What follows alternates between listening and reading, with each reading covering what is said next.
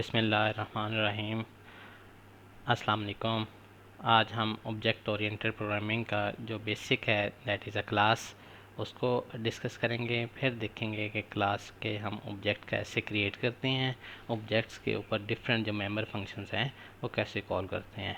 तो क्लास एक user defined data structure है। एक क्लास के हम डिफरेंट ऑब्जेक्ट्स क्रिएट कर सकते हैं।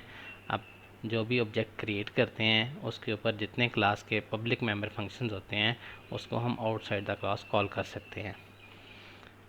अब इस जो लेक्चर है इसमें हम देखेंगे कि क्लास को हम क्रिएट कैसे करते हैं, फिर क्लास का जो बिहेवियर है उसको एज ए मेंबर फंक्शन कैसे इम्प्लीमेंट करते हैं, इसी तरह क्लास के जो एट्रीब्यूट्स हैं उनको एज अ डाटा मेंबर हम कैसे इम्प्लीमेंट करेंगे।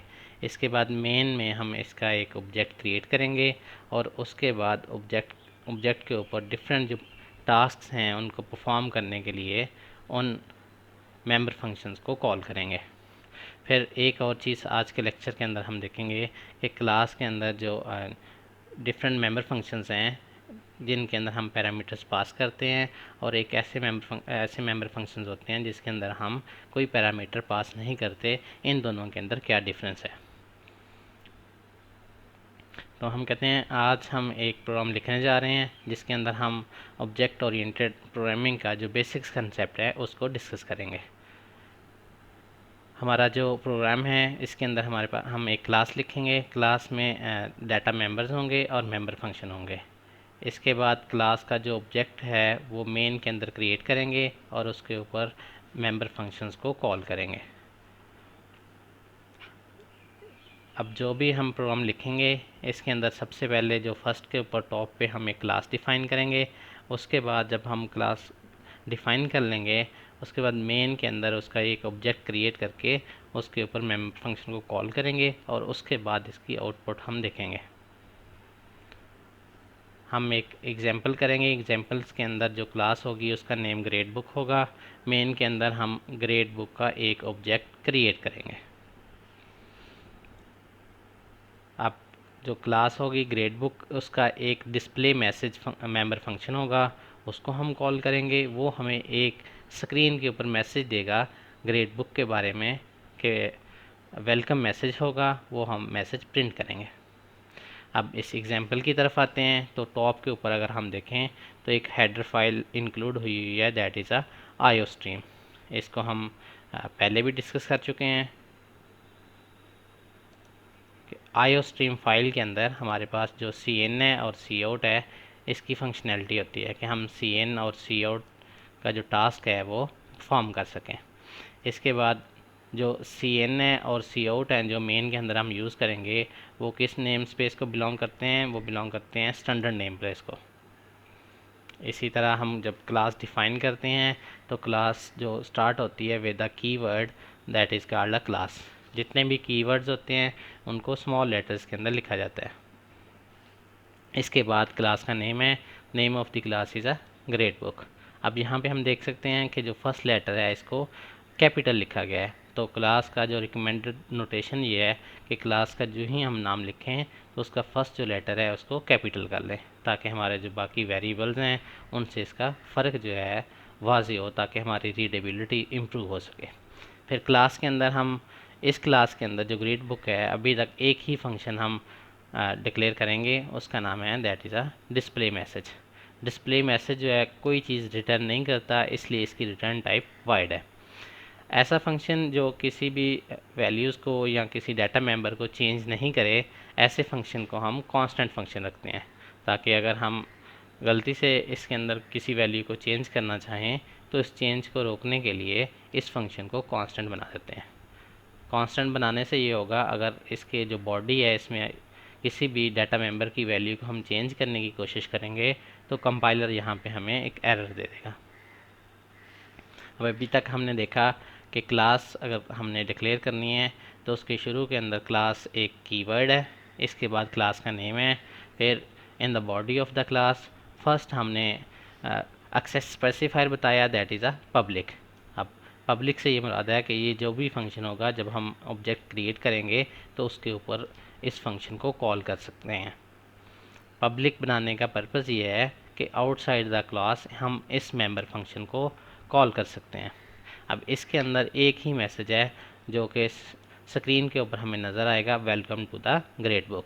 इसके बाद एंड लाइन है कि ये प्रिंट करने के बाद हमारी जो प्रॉम्प्ट कमांड है उसके ऊपर लाइन एंड हो जाए, न्यू लाइन से नेक्स्ट जो भी लिखना है वो स्टार्ट हो जाए। इसी तरह एक और चीज़ यहाँ पे नोट करने की है कि क्लास को जो एंड करते हैं उसके लिए सेमी कॉलन को यूज़ करते हैं, कि क्लोजिंग करली ब्रेस के बाद सेमी कॉलन को यूज़ कर लिया गया। इसके बाद हम मेन फंक्शन की तरफ आते हैं। तो मेन फंक्शन की बॉडी के अंदर जैसे नॉर्मल वेरिएबल क्रिएट करते हैं, अगर हमने एक वेरिएबल क्रिएट करना हो इंटीजर डाटा टाइप का और उसका नेम हो x, तो हम पहले डाटा टाइप लिखते हैं, उसके बाद वेरिएबल का नेम लिखते हैं। तो यहाँ पे भी जो फर्स्ट पे क्लास का नेम है, क्लास हम चूँकि कहते हैं यूज़र डिफाइंड डाटा टाइप है, और इसके बाद हम इसका वेरिएबल का नेम लिखते हैं या ऑब्जेक्ट का नाम लिखते हैं। तो ऑब्जेक्ट के नेमिंग के वही रूल्स अप्लाई होते हैं जो नॉर्मल वेरिएबल के नेमिंग्स रूल है, कि ये जो नेम है 3 चीज़ों पे कंसिस्ट हो सकता है, अंडरस्कोर, कैरेक्टर या डिजिट के ऊपर कंसिस्ट हो सकता है। इसी तरह जो नेम का स्टार्ट है वो अंडरस्कोर या कैरेक्टर के साथ हो सकता है, डिजिट के साथ नहीं हो सकता। आप किसी भी मेंबर फंक्शंस को कॉल करने के लिए सबसे पहले ऑब्जेक्ट का नेम यूज़ करते हैं, उसके बाद डॉट ऑपरेटर है, देन फंक्शन नेम को यूज़ करते हुए उस फंक्शनैलिटी को हम कॉल कर लेते हैं। यहाँ पे कमेंट्स के अंदर भी लिखा गया है कि किसी भी मेंबर फंक्शन को कॉल करने के लिए हमने सबसे पहले ऑब्जेक्ट का नेम यूज़ किया है, उसके बाद डॉट ऑपरेटर है और नेक्स्ट फंक्शन का नेम है। तो इस कोड के अंदर हमने पहले एक क्लास डिफ़ाइन किया है। क्लास डिफ़ाइन करने के बाद हमने मेन के अंदर उसका एक ऑब्जेक्ट क्रिएट किया है, और चूँकि क्लास के अंदर एक ही मेंबर फंक्शन है that is a display message, तो हमने उस ऑब्जेक्ट के ऊपर जो माई ग्रेड बुक ऑब्जेक्ट क्रिएट किया है उसके ऊपर इसको कॉल कर लिया। अच्छा, यहाँ पे हमारे पास ये जैसे लिखा है माई ग्रेड बुक, तो इसके अंदर हम देख सकते हैं कि फ़र्स्ट के ऊपर हमारे पास जो करेक्टर है वो स्मॉल है, और इसके बाद जो नेक्स्ट हमारे पास जो वर्ड है ग्रेड है, तो ग्रेड का जी जो है वो कैपिटल के अंदर है। इसी तरह बुक का जो बी है वो कैपिटल के अंदर है। तो ऐसी नोटेशन जिसके अंदर हम स्मॉल लेटर्स और जो कैपिटल लेटर्स हैं इनको मिक्स करें, इसको हम कैमल नोटेशन का नाम देते हैं। कैमल नोटेशंस के अंदर जो फर्स्ट जहाँ से हम स्टार्ट लेते हैं, फर्स्ट वर्ड को हम एज अ रनिंग केस के अंदर लिखते हैं या स्मॉल केस के अंदर लिखते हैं, और उसके बाद जो हमारा जो नेक्स्ट वर्ड है उसका फर्स्ट करेक्टर को हम एज अ कैपिटल राइट करते हैं। तो इस नोटेशन को कैमल नोटेशन कहते हैं। इसी तरह अगर हमारे पास जो फर्स्ट करेक्टर है वो कैपिटल के अंदर हो और उसके बाद जो नेक्स्ट वर्ड है उसका भी हमारे पास कैपिटल के अंदर हो, तो इसको हम कहते हैं that is called a Pascal notation. Pascal notation के अंदर first character as a capital लिखते हैं। अब ये लिखने के इससे लिखने से क्या फ़र्क पड़ता है कि अगर हम डिफरेंट नोटेशंस के साथ लिखते हैं, चाहे वो कैमल हो या पास्कल नोटेशन हो, इससे हमारी रीडेबिलिटी इम्प्रूव होती है। मीन हमें कोड पढ़ना आसान हो जाता है। फॉर एग्जांपल अगर ये ग्रेड बुक सारा रनिंग केस के अंदर लिखा हो, तो हमें जो वर्ड्स हैं उनको ब्रेकअप करने के अंदर थोड़ी डिफ़िकल्टी होती है, हमें पढ़ने के अंदर थोड़ी मुश्किल होगी। तो रीडेबिलिटी को इम्प्रूव करने के लिए पास्कल नोटेशन या कैमल केस नोटेशन को यूज़ किया जाता है। अब इसकी जो आउटपुट आएगी that is welcome to the grade book. ये स्क्रीन के ऊपर हमें मैसेज शो होगा, क्योंकि इसके अंदर हमने एक ऑब्जेक्ट क्रिएट किया था माई ग्रेड बुक के नाम से, उसके ऊपर हमने मेंबर फंक्शन को कॉल कर लिया था डिस्प्ले मैसेज को। अब यहाँ पे कन्वेंशन वही एक्सप्लेन किया गया है कि क्लास जो है वो बिगिन होती है विद अ कैपिटल लेटर। ये कन्वेंशन है, मीन ये कोई रूल नहीं है बल्कि रिकमेंडेशन है कि इस तरह लिखने से हमारी जो रीडेबिलिटी है ये इम्प्रूव होती है। और बिगिन होता है विद अ कैपिटल लेटर, और इस नोटेशन को हम कहते हैं पास्कल नोटेशन या पास्कल केस का नाम दिया जाता है। अब अगर हमारे पास मिक्स्ड हो कि जो सेकंड वर्ड है उसका फर्स्ट लेटर भी कैपिटल हो, इसी तरह अगर उसके साथ थर्ड वर्ड है और उसका फर्स्ट लेटर भी कैपिटल हो, तो इसको हम कैमल केस का नाम देते हैं, जिसके अंदर हम कैपिटलाइजेशन स्टाइल को यूज़ करते हुए फर्स्ट लेटर को हम अपर केस के तौर पे कंसीडर करते हैं। अब जो क्लास की बॉडी है वो इनक्लोज होती है, हमने फिर देखा क्लास की जो बॉडी है इनक्लोज होती है विद इन अ करली ब्रेस, और करली ब्रेस के अंदर इनक्लोज होने के बाद जब क्लास की एंड करते हैं तो एंड के ऊपर हम सेमी कॉलन को यूज़ करते हैं कि क्लास की बॉडी के अंदर जो भी स्टेटमेंट्स लिखनी होती हैं, यहाँ पे हम पब्लिक मेंबर फंक्शंस या और इसके साथ डाटा मेंबर्स को डिफाइन करने के बाद हम क्लास का एंड जो है वो इधर सेमी कॉलन करते हैं। अब अगर क्लास के एंड के ऊपर हम सेमी कॉलन नहीं लिखते तो ये एक सिंटैक्स एरर है। अच्छा, जब हम एक क्लास को डिक्लेयर कर देते हैं, उसकी डेफिनेशन भी हम लिख देते हैं, उस जब तक हम उसका ऑब्जेक्ट क्रिएट करके उसके ऊपर कोई मेंबर फंक्शन कॉल नहीं करते तो वो जो क्लास है वो मेमोरी के अंदर लोड नहीं होती है। मीन उसका कोई भी मेंबर फंक्शन को हम कॉल नहीं कर सकते। ऐसा प्रोग्राम जिसके अंदर मेन फंक्शन ना लिखा हो वो प्रोग्राम कंपाइल तो हो जाता है लेकिन एग्जीक्यूट नहीं होता, तो हम कहते हैं मेन फंक्शन हमारे प्रोग्राम का एंट्री पॉइंट है। अब बाकी जितने भी हमारे पास फंक्शन हैं उनको हमें कॉल करना पड़ता है, ऑटोमेटिकली कॉल नहीं होते, जबकि मेन फंक्शन जो है ये ऑटोमेटिकली कॉल हो जाता है। जो ही हमारा प्रोग्राम एग्जीक्यूशन स्टार्ट करता है तो वो मेन से स्टार्ट करता है, उस मेन के अंदर हम डिफरेंट जो फंक्शंस हैं उनको कॉल कर सकते हैं। अगर हमने एक क्लास बनाई हुई है तो क्लास के अंदर हमने जितने भी मेंबर फंक्शंस हैं वो डिक्लेयर किए हुए हैं, उन मेंबर फंक्शंस को हम मेन के अंदर ऑब्जेक्ट क्रिएट करके उसके ऊपर कॉल कर सकते हैं। जैसे कि हमारे पास ग्रेड बुक था तो ग्रेड बुक का एक ऑब्जेक्ट माई ग्रेड बुक डिक्लेयर किया, उसके ऊपर हमने डिस्प्ले मैसेज को कॉल किया। अब बाकी जितने भी क्लास के अंदर हम मेंबर फंक्शन लिखेंगे उनको हमें एक्सप्लिसिटली कॉल करना पड़ेगा, एम्प्लिसिट जो है वो कॉल नहीं होगी। जैसे कि मेन फंक्शन है, मेन फंक्शन ऑटोमेटिकली कॉल होता है, जबकि जितने मेंबर फंक्शन हम खुद से डिक्लेयर करते हैं उन मेंबर फंक्शंस को हमें कॉल करना पड़ता है। इसके अलावा हमने डिस्कस किया था क्लास के अंदर डिफरेंट एक्सेस स्पेसिफायर होते हैं, तो 3 एक्सेस स्पेसिफायर क्लास के अंदर यूज़ होते हैं। First one is a public, second is a private और third one is a protected. Public ऐसा एक्सेस स्पेसिफायर है कि इसके साथ हम जितने भी डाटा मेंबर या मेंबर फंक्शन को डिक्लेयर करते हैं तो उन मेंबर फंक्शन या डाटा मेंबर्स को हम आउटसाइड द क्लास जो है वो यूज़ कर सकते हैं। ऐसे डाटा मेंबर्स या मेंबर फंक्शंस जिनको हम प्राइवेट बनाएंगे उनको हम आउटसाइड द क्लास यूज़ नहीं कर सकेंगे। एक और चीज़ जो नोट करने की है, जो पब्लिक या प्राइवेट या कोई भी एक्सेस स्पेसिफायर हम लिखते हैं तो उसके बाद हम कॉलन को यूज़ करते हैं। यहाँ पे पब्लिक या प्राइवेट या प्रोटेक्टेड लिखने के बाद हम कॉलन सिंबल को यूज़ करेंगे।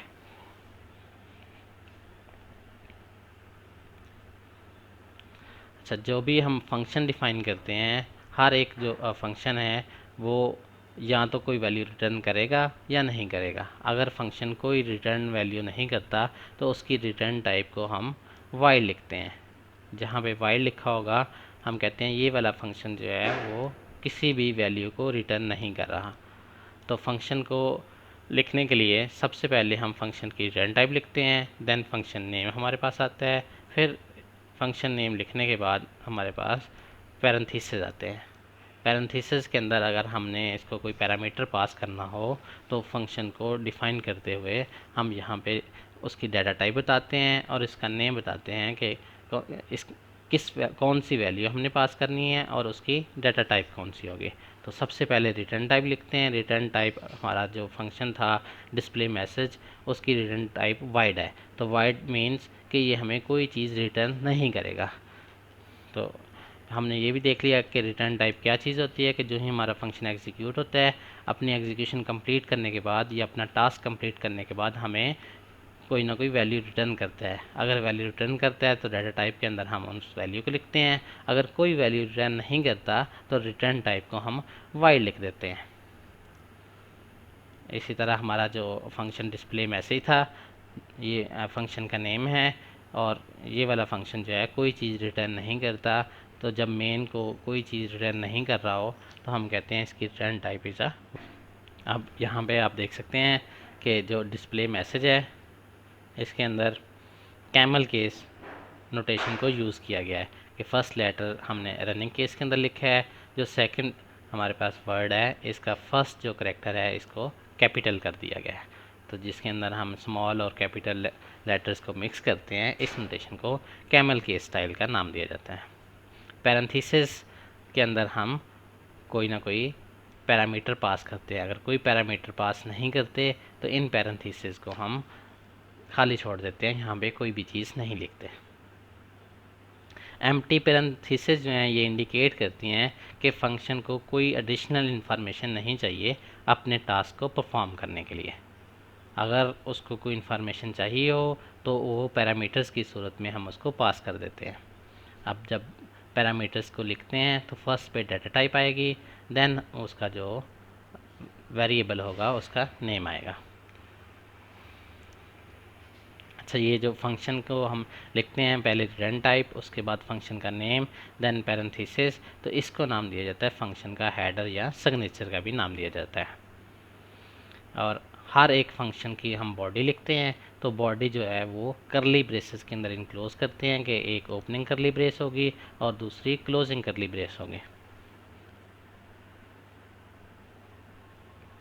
अब जब हमने मेन के अंदर उसके क्लास से ऑब्जेक्ट क्रिएट किया तो इसको हम कहते हैं कि ग्रेड बुक को हमने टेस्ट करना है। अब टेस्ट करने के लिए जब तक उसके ऊपर हम किसी मेंबर फंक्शंस को कॉल नहीं करेंगे तो हमें जो है वो आउटपुट प्रोड्यूस नहीं होती।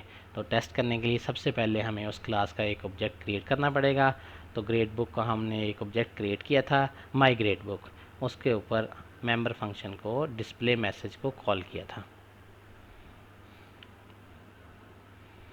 अब इसको जो लिखने का तरीका है इसका क्लास का ऑब्जेक्ट बनाने का, उसके लिए सबसे पहले क्लास का नेम लिखते हैं। तो name of the class is a grade book, then we will write the object name of the object is a my grade book. अब अगर हमने किसी मेंबर फंक्शंस को कॉल करना होगा तो माई ग्रेड बुक डॉट ऑपरेटर को यूज़ करते हुए इसके बाद हम फंक्शन का नेम लिखेंगे और उस फंक्शन को हम कॉल कर लेंगे।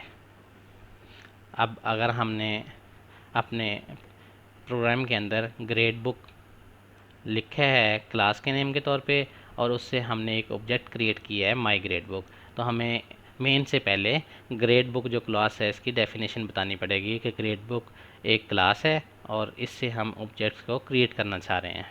अगर हम इससे पहले क्लास की जो बॉडी है उसके अंदर कोई भी इम्प्लीमेंटेशन नहीं देखते और जो क्लास है ग्रेड बुक है इसको भी डिक्लेयर नहीं करते तो हमारे पास जो माई ग्रेड बुक अगर हम ऑब्जेक्ट क्रिएट करते हैं तो इससे कंपाइलर एक एरर दे देगा कि जो माई ग्रेड बुक है आपने एक ग्रेड बुक क्लास का ऑब्जेक्ट क्रिएट किया है तो what is a grade book, आपने ग्रेड बुक की कोई डेफिनेशन नहीं दी हुई। तो जैसे हमने कंपाइलर को पता है कि इंटीजर एक डाटा टाइप है जिसके अंदर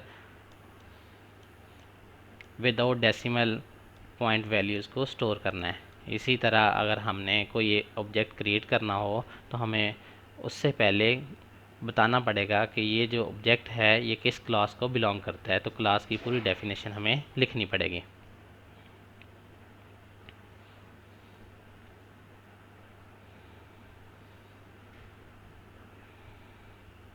अब मेंबर फंक्शन को कॉल करने के लिए हमने कहा था डॉट ऑपरेटर को यूज़ करेंगे।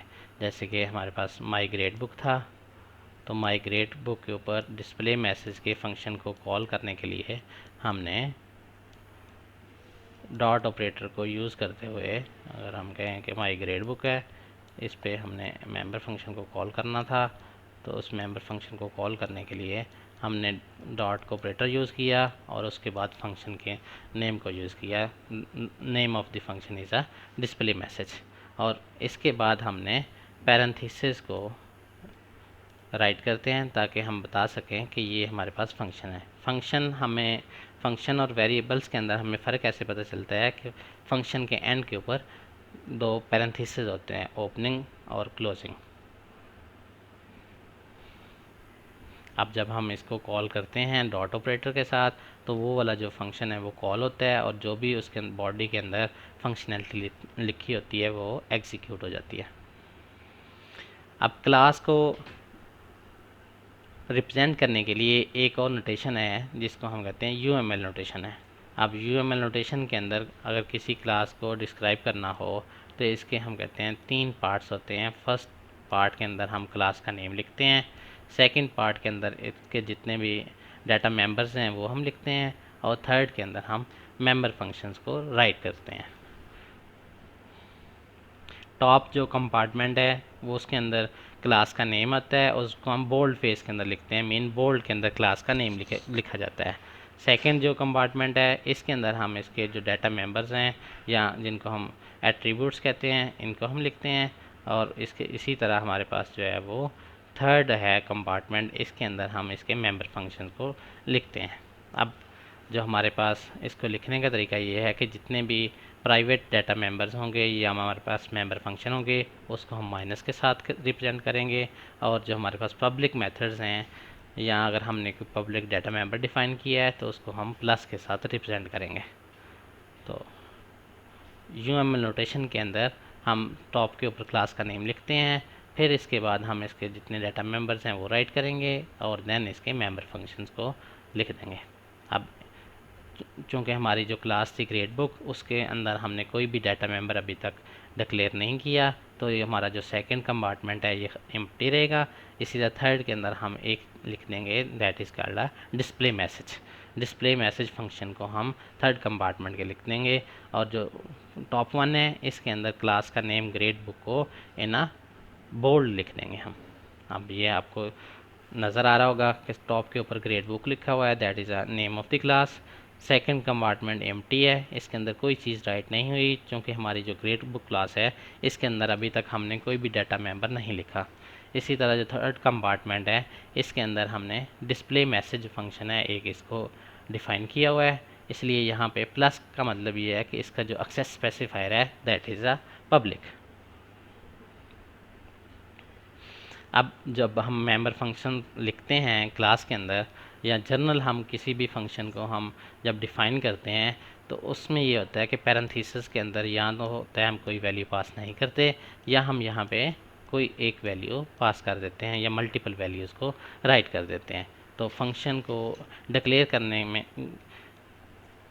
करने में हम ये करते हैं कि या तो पैरेंथेसिस के अंदर कोई वैल्यूज़ राइट नहीं करेंगे या यहाँ पे हम कोई ना कोई वैल्यू इसको पास करेंगे। अब इसकी एनालॉजी या एग्जांपल ये है कि हमारे पास अगर एक गाड़ी है तो उसमें हमने उसकी स्पीड को इंक्रीज़ करना है, तो उसकी स्पीड को इंक्रीज़ करने के लिए हम दो मैसेज उसको देते हैं। एक तो ये है कि उसको जो एक्सीलरेटर है उसको हम प्रेस करते हैं, और सेकंड मैसेज ये जाता है कि एक्सीलरेटर को कितना प्रेस किया। ये हमारे पास एक्सीलरेटर को कितना प्रेस किया that is a additional information. तो हमने दो चीज़ें बतानी है इसके अंदर। अगर हम कार को एक्सीलरेट करें कि क्या टास्क परफॉर्म करना है, तो टास्क ये है कि कार को एक्सीलरेट करना है, इसकी स्पीड को इंक्रीज़ करना है। एडिशनल इन्फॉर्मेशन इसके अंदर ये है कि कार की जो स्पीड है उसको कितना इंक्रीज़ करना है।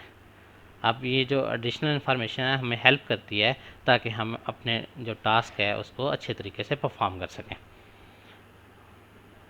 अब फंक्शन के अंदर हम एक बताएंगे फंक्शन का नेम कौन सा है। अगर हमने कोई एडिशनल इन्फॉर्मेशन बतानी होगी तो वो हम पैरामीटर्स की सूरत के अंदर यहाँ पे लिख सकते हैं। एडिशनल इन्फॉर्मेशन को हम कहते हैं एज ए पैरामीटर हम फंक्शन को पास करेंगे। अब जब हम फंक्शन को कॉल करेंगे तो उसको जब एक्चुअल वैल्यू पास करेंगे तो उन एक्चुअल वैल्यू को जो हम कहते हैं दैट इज़ कॉल्ड आर्गुमेंट। तो जब हम फंक्शन को हम राइट करते हैं तो जो वैल्यू उसकी पैरेंथेसिस के अंदर लिखते हैं उनको हम कहते हैं दैट इज़ कॉल्ड पैरामीटर। जो ही फंक्शन को कॉल करते हैं, कॉल करने के अंदर जब हम उसको वैल्यू पास करते हैं, मेन के अंदर जब फंक्शन कॉल करते हैं इसको कोई ना कोई वैल्यू देते हैं तो उन वैल्यूज़ को हम आर्गुमेंट का नाम देते हैं।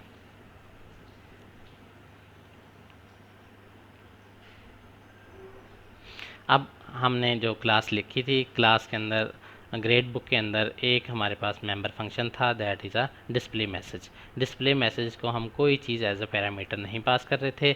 अब हम यहाँ पे उसको कोर्स नेम जो है एज ए पैरामीटर पास करेंगे कि हम एक वैल्यू देंगे कोर्स नेम की। फॉर एग्जांपल हम कह देंगे कि ऑब्जेक्ट ओरिएंटेड प्रोग्रामिंग है, या हम कह देंगे डिजिटल लॉजिक डिज़ाइन है। वो कौन सा कोर्स है उसके अंदर उसको हम वेलकम मैसेज डिस्प्ले करेंगे। अब हमें पता है कि किसी भी कोर्स के नेम को रिप्रेजेंट करने के लिए हम एज अ स्ट्रिंग लिखेंगे। स्ट्रिंग इसलिए लिखेंगे कि जो नेम है उसके अंदर मल्टीपल करेक्टर्स आते हैं। जब मल्टीपल करेक्टर्स को हम कंबाइन करते हैं तो इसको हम स्ट्रिंग का नाम देते हैं। अब स्ट्रिंग को यूज़ करने के लिए हमारे पास एक हेडर फाइल है, उस हेडर फाइल का नाम है स्ट्रिंग। अब इसको इंक्लूड करने के लिए हम हैश इंक्लूड और एंगल ब्रेसेस के अंदर हेडर फाइल का नेम लिखेंगे। हैश इंक्लूड जो है ये that is a pre processor directive, और उसके अंदर जो स्ट्रिंग है हमारे पास ये एक हेडर फाइल है। इस हेडर फाइल को इंक्लूड करते हुए हम स्ट्रिंग क्लास को यूज़ कर सकते हैं अपने कोड के अंदर। अब यहाँ पे अगर पैरामीटर्स के तौर पे जब कोर्स नेम को पास करना है तो यहाँ पे इसकी हमें डाटा टाइप भी बतानी पड़ेगी। इसकी डाटा टाइप हमारे पास स्ट्रिंग होगी। अब ये हमारे पास है मॉडिफिकेशन है ग्रेड बुक क्लास की। तो आप देख सकते हैं हमने एक और हेडर फाइल इंक्लूड कर ली है। स्ट्रिंग हमारे पास हेडर फाइल है।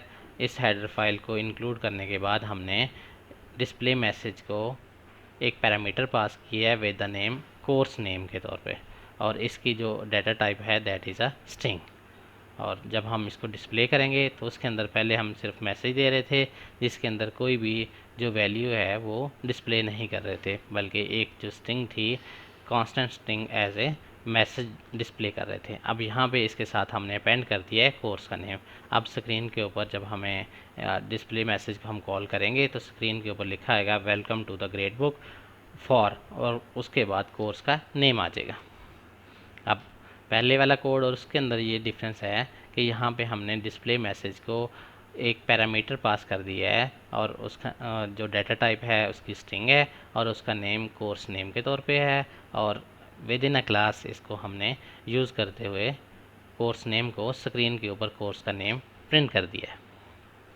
अब मेन के अंदर हमने सबसे पहले एक जो है वो स्ट्रिंग का वेरिएबल डिक्लेयर किया, फिर हम यूज़र से पूछ रहे हैं कि आप कोर्स का नेम एंटर करो। तो यूज़र से पूछने के लिए फर्स्ट पे हमने सी आउट स्टेटमेंट को यूज़ किया है, और please enter the course name हमारे पास है। अब यूज़र ने कोई नाम एंटर करना है, for example user name enter करता है ऑब्जेक्ट ओरिएंटेड प्रोग्रामिंग। अब इसके अंदर आप देख सकते हैं कि 3 डिफरेंट वर्ड्स हैं जिससे मिलके ये हमारे पास बन रहा है ऑब्जेक्ट ओरिएंटेड प्रोग्रामिंग। अब एक पूरी लाइन इसको हम कहते हैं कि मल्टीपल अगर वर्ड्स को हमने रीड करना हो तो इसको जो फंक्शनैलिटी है मल्टीपल लाइंस को रीड करने के लिए हम गेट लाइन की फंक्शनैलिटी को यूज़ करते हैं। गेट लाइन एक फंक्शन है जो कि स्ट्रिंग क्लास के अंदर जो है वो डिफाइन हुआ है। अब गेट लाइन फंक्शन कैसे काम करता है कि इसके अंदर हम पहला जो पैरामीटर है वो cn पास करते हैं, और सेकंड के अंदर जो ये जो हमने वेरिएबल जो डिक्लेयर किया है स्ट्रिंग डाटा टाइप का ये हम इसको पास करते हैं। इसके बाद माई ग्रेड बुक के ऊपर हम डिस्प्ले मैसेज को फंक्शन को कॉल कर लेते हैं।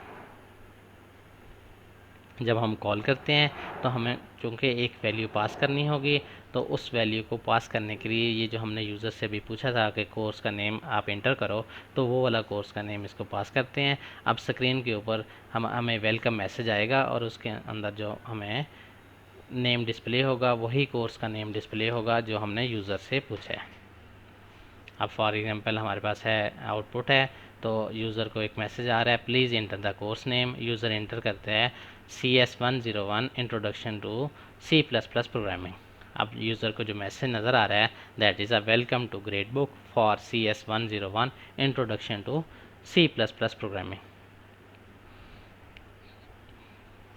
अब जो गेट लाइन है, गेट लाइन एक हमारे पास स्ट्रिंग को रीड करता है या एक पूरी लाइन को रीड करता है into the form of a string, और वो असाइन कर देता है जो भी हमने वेरिएबल इसको पास किया होता है। अब इसको 2 पैरामीटर पास करते हैं। फर्स्ट वन इज़ cn कि हमने यूज़र से इनपुट लेनी है, इनपुट स्ट्रीम है, और उसके बाद सेकंड वाला जहाँ पे उस वैल्यू को स्टोर करना है। तो जो वैल्यू को स्टोर करना है वो हमने स्ट्रिंग का एक वेरिएबल क्रिएट किया था नेम ऑफ द कोर्स, और यहाँ पे जो भी वैल्यू एंटर करता है यहाँ पे स्टोर हो जाती है। ये कितनी वैल्यूज़ को स्टोर करता है, जितना भी यूज़र राइट करता है, और यूज़र राइट करने के बाद जब इंटर का बटन प्रेस करता है तो जितने करेक्टर्स इसने यूज़र ने राइट किए होते हैं वो असाइन हो जाते हैं। ये जो वेरिएबल है नेम ऑफ द कोर्स, ये कोर्स का जो नेम है उसको असाइन हो जाएंगे जितने भी यूज़र ने करेक्टर्स राइट किए हैं CN के अंदर।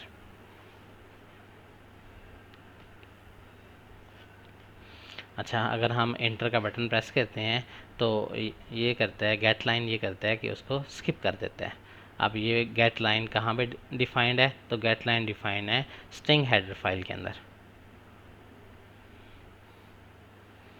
अब हमने कहा था कि जब हम माई ग्रेड बुक फंक्शन को कॉल करेंगे तो ये हमें माई ग्रेड बुक ऑब्जेक्ट के ऊपर फंक्शन डिस्प्ले मैसेज को कॉल करेंगे, तो हम उसको एक वैल्यू पास करेंगे और वो वाली वैल्यू अपेंड कर देगा मैसेज के साथ, और हमें स्क्रीन के ऊपर जो मैसेज नज़र आता है उसके अंदर वही कोर्स का नेम डिस्प्ले होता है जो यूज़र ने इंटर किया होता है।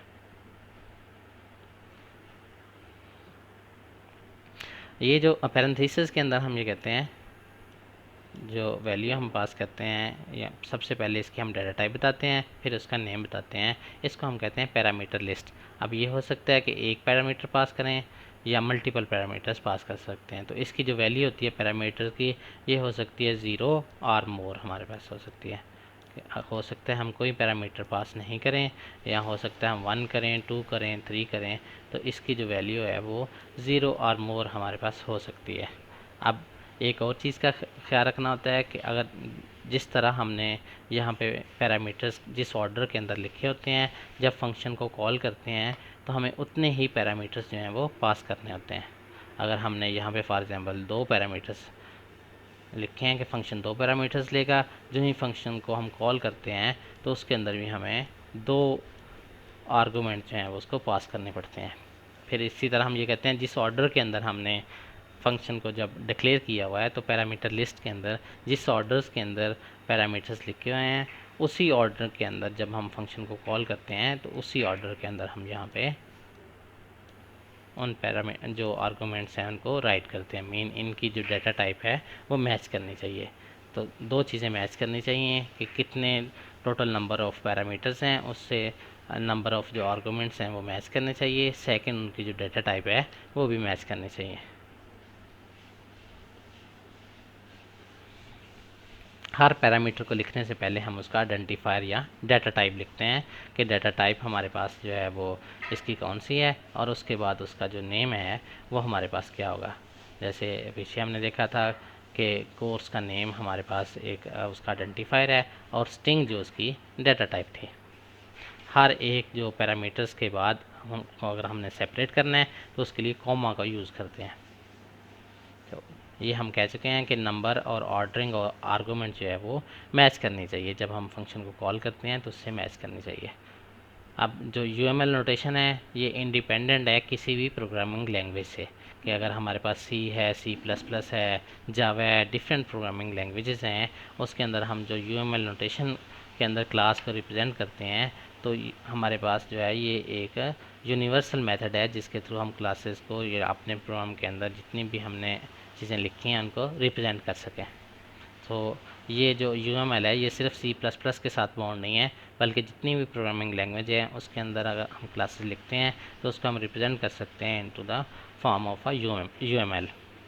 UML के अंदर जो डाटा टाइप है उसकी अपनी है और वो सिमिलर टू है C++ के साथ। और UML लैंग्वेज इंडिपेंडेंट है कि बहुत सारी प्रोग्रामिंग लैंग्वेजेस हैं, उनकी जो टर्मिनोलॉजीज़ हैं वो एग्जैक्टली मैच नहीं करेंगी, बल्कि इसकी जो रिप्रेजेंट करने की अपनी टर्मिनोलॉजीज़ हैं। अब जो ग्रेड बुक मैसेज है इसकी जो UML नोटेशन है इसको मॉडिफाई कर दिया गया है। अब यहाँ पे बता दिया गया है कि कोर्स नेम एक आइडेंटिफायर होगा और उसकी data type is a string.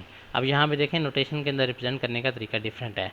अगर हम नॉर्मल पैरामीटर पास करते हैं तो सबसे पहले हम डाटा टाइप लिखते हैं, उसके बाद हम आइडेंटिफायर का नेम लिखते हैं। जहाँ हमने उस क्लास के अंदर लिखा था कि स्ट्रिंग और उसके बाद कोर्स नेम लिखा था। यहाँ पे आप देख सकते हैं कि पहले हमने उसका नेम लिख दिया है, तो name is a course name, और उसके बाद कॉलन को यूज़ करते हुए इसकी बता दिया है कि ये किस डाटा टाइप का है। अगर ये इंटीजर होता तो यहाँ पे हम स्ट्रिंग की जगह इंटीजर लिख देते। अब इस केस के अंदर ये हमारे पास एज अ स्ट्रिंग हम इसको यूज़ कर रहे हैं।